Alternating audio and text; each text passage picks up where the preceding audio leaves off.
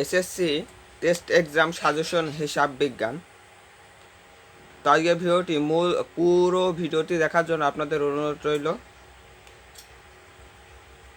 যে বিষয়গুলো পড়লে, যে অঙ্কগুলো করলে, যে অধ্যায়গুলো করলে আপনাদের কমান আসবে, তো সেই বিষয়গুলো আপনাদের মাঝে উপস্থিত করব এবং শর্ট করে দেওয়ার চেষ্টা করব। আউযুবিল্লাহি মিনাশ শাইতানির রাজিম, বিসমিল্লাহির রহমানির রহিম। মহান আল্লাহ তাআলার নামে শুরু করছে এবং 5 মিনিট ক্লাসের পক্ষ থেকে সবাইকে আন্তরিক শুভেচ্ছা এবং অভিনন্দন। তো আমি এখানে যে অধ্যায়গুলো গুরুত্বপূর্ণ, বিশেষ করে সেই অধ্যায়গুলোর নাম লিখেছি। এখান থেকে আমি কিছু কিছু বাদ দিয়ে দিব আর কিছু কিছু রাখবো, ঠিক আছে? এখানে এক অধ্যায় তো আপনাদের কোনো অঙ্ক নেই। 2 অধ্যায় লেনদেন, 3 অধ্যায় আছে 2 দফা দাখিলা পদ্ধতি, 4 অধ্যায় মূলধন ও মুনাফা জাতীয় লেনদেন, 5 অধ্যায় হিসাব, 6 অধ্যায় জাবেদা, 7 অধ্যায় খতিয়ান, 8 অধ্যায় নগদান বই, 9 অধ্যায় রেওয়ামিল আর্থিক অবস্থা বিবরণী, 11 অধ্যায় পণ্য ক্রয় মূল্য, আর 12 অধ্যায় পারিবারিক উদ্যোগ হিসাব। তো এখানে প্রথমত আমরা একটা বিষয় জেনে নিই। 2, 3, 5 এই 2, 3, 5 অধ্যায় মিলে হবে একটি অঙ্ক হবে। 2, 3, 5 অধ্যায় মিলে হবে একটি অঙ্ক। 2, 3, 5 অধ্যায় মিলে হবে একটি অঙ্ক।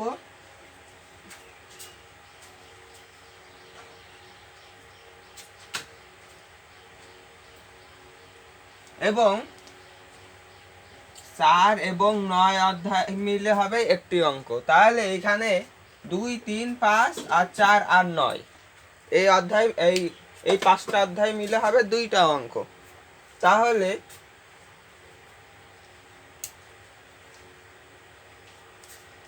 আর একটা হবে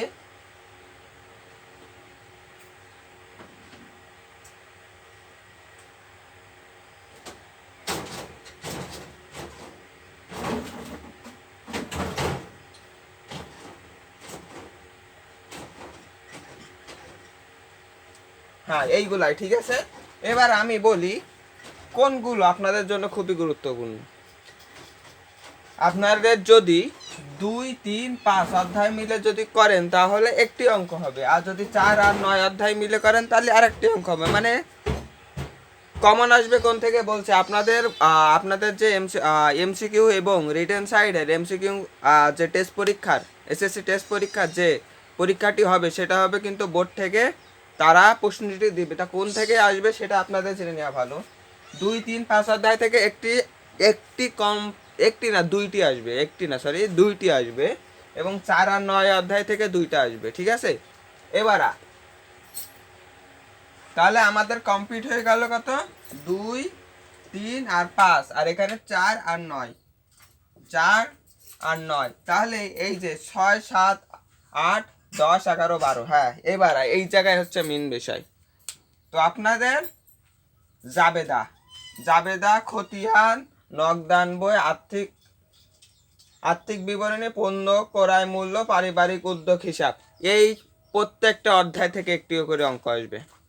প্রত্যেকটা অধ্যায় থেকে একটি করে অঙ্ক আসবেই।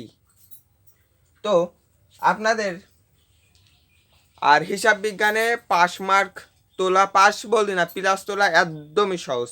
হিসাব বিজ্ঞানে প্লাস তো একদমই সহজ। তো এই যে জাবেদার অধ্যায় থেকে আপনাদের অঙ্ক আসবে 2টি, আর এখানে আসবে কয়টি বলেছি? 2, 3, 5। এখান থেকে কয়টি আসবে? আমি 2টি বলেছি, আর 4 আর 9 থেকে একটি আসবে, 3টা হয়েছে। আর জাবেদার থেকে কয়টি আসবে বলেছি আমি? 6 অধ্যায় থেকে কয়টি আসবে বলেছি আমি? 2টা, ঠিক আছে? আর খতিয়ান থেকে 2টি, ঠিক আছে? এবার নগদান বই, এখান থেকে একটু আসতে পারে, 2টিও আসতে পারে, আমি একটি দিচ্ছি, ঠিক আছে? আর্থিক অবস্থা বিবরণী, এই জায়গায় হচ্ছে মেন বিষয়। আর্থিক অবস্থা বিবরণী আর 10 আর 11 এই 2টা অধ্যায় মিলে একটি অঙ্ক আসবে। এটা আলাদাভাবে অঙ্ক হলেও কিন্তু একসাথেই অঙ্ক আসবে। আর্থিক অবস্থা বিবরণী 10 অধ্যায় থেকে আপনার একটি অঙ্ক থাকবে, একটি করতে হবে। 10 অধ্যায় থেকে আর্থিক অবস্থা বিবরণী থেকে একটি অঙ্ক থাকবে, একটি অঙ্ক করতে হবে, বাধ্যতামূলক ওইটা করা।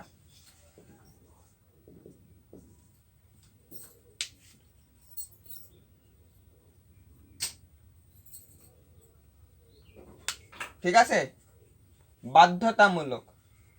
আর্থিক অবস্থা থেকে একটি আসবে, একটি করতে হবে। এবং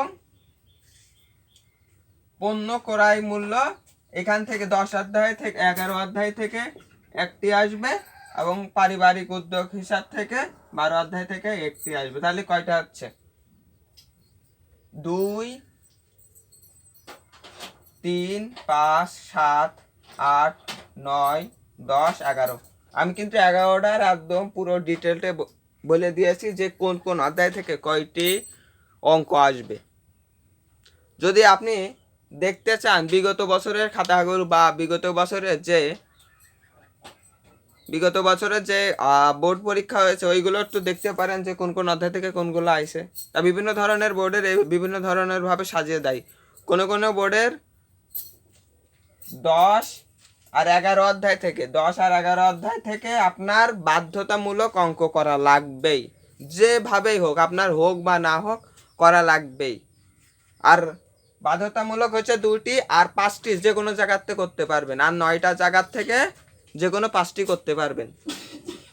তো এবার আমি বলি সবচেয়ে কোন বিষয়গুলো করলে আপনার করতে সুবিধা হবে। আমি প্রথমত বলি রেয়ামিল, ডেবিট ক্রেডিট নির্ণয় সবাই পারেন। আর জাবেদা যারা পারেন না তারা কি বলবো, জাবেদা হচ্ছে একদমই সহজ। জাবেদা খতিয়ানটা অনেকের জন্য কঠিন। আর নক ডানবো 1 ঘরা 2 ঘরা 3 ঘরা, ঠিক আছে। এবং জাবেদায় নগদ প্রদান, নগদ প্রদান জাবেদা, নগদ প্রাপ্তি জাবেদা। এবং আর একটি বিষয়, চালান, cash memo, debit note, credit note, এখান থেকে আপনি ক খ গ এর ভিতরে যে কোনো একটি পাবেন। ক্রয় জাবেদা, বিক্রয় জাবেদা, ক্রয় ফেরত, বিক্রয় ফেরত, এখান থেকে একটি পাবেন কমান 100%। এবং নগদ প্রাপ্তি এবং নগদ প্রদান থেকে একটি পাবেন।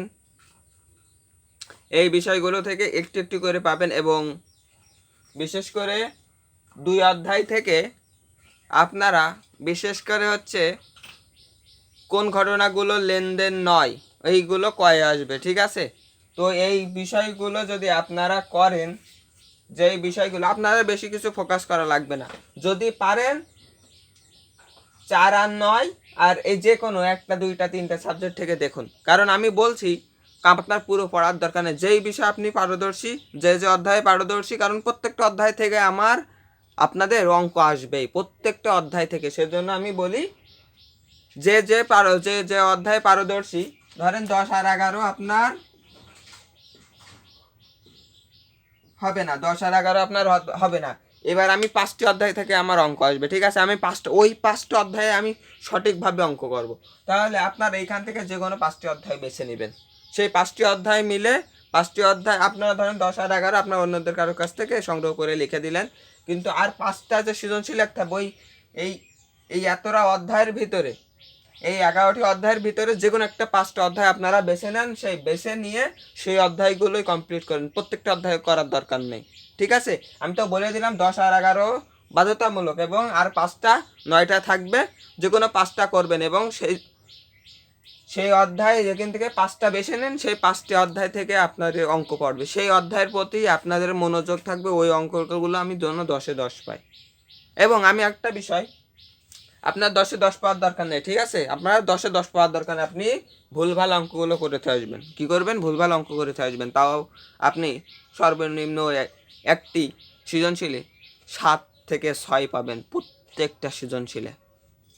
অতর ভুল হোক, আপনি ওই অঙ্কগুলো করে আসেন। তো আজকে ভিডিওটি এই পর্যন্তই ছিল। ভিডিওটি ভালো থাকলে লাইক, শেয়ার, কমেন্ট এবং চ্যানেলটি সাবস্ক্রাইব করে রাখতে পারেন। এবং সকল সাবজেক্টের এসএসসি টেস্ট এক্সামের সাজেশন দিয়ে থাকবো। তো আপনারা সেজন্য আমাদের চ্যানেলটি সাবস্ক্রাইব করে রাখতে পারেন, 5 মিনিট ক্লাসের সাথেও থাকতে পারেন। ধন্যবাদ সবাই।